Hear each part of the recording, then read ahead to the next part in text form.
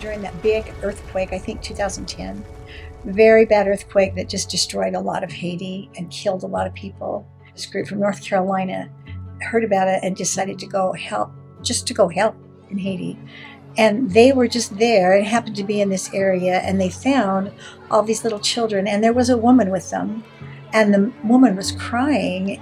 And they said, "What's wrong?" They found out how to communicate with her, and she said, "Well, we haven't eaten for 3 days." They'll feed the children mud pies because they don't have anything else. And I've watched mothers take a bucket or a wooden bowl and put dirt in it, a little bit of water, if they can afford it, a bouillon cube or a little salt, and sometimes some oil, and they'll stir it up and then they'll spoon it out on these dirty cloths out on the ground and let the sun bake them. They'll stack them up. And I've watched children eat these cakes over and over. We know the conditions in Haiti, and we know they have absolutely no chance if they don't have an education, if they don't have something, a trade, something they can do. There is no hope. And it's worse now in Haiti than it was then. Horrible. There's no government. It's lawless. Gangs run the streets. And these kids, Dobik is determined he's going to get them an education, and it's happening.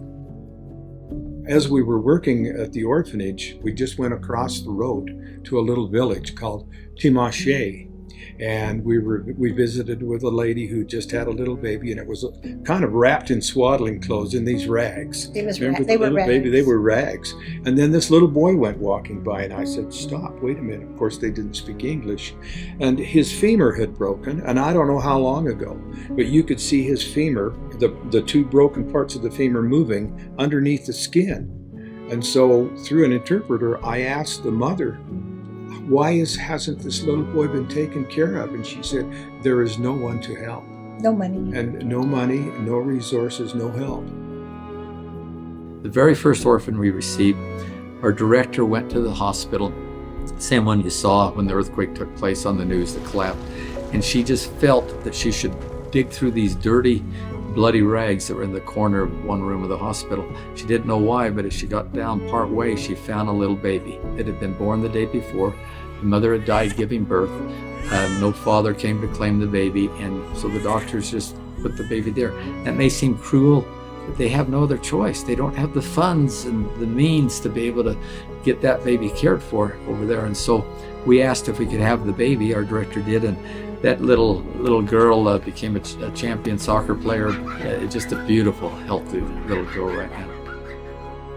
One particular story affected me personally is about a teenager by the name of Junica. At the time when we welcomed her in the orphanage, she was 15 years old. Those 3 kids are her own children. Dovik, with the good heart that he has, he went to the friend and then saw the situation there. That broke his heart even more. He went through and then welcomed Junica along with her 3 kids. So if I had any message, it would be get involved, and you don't have to go on a trip to get involved. You can get involved by just donating. We can guarantee that 100% of your funds will go to the orphans. I don't know what it is amongst those people. They just love one another and love us. And that's what attracts us to want to go back again and again.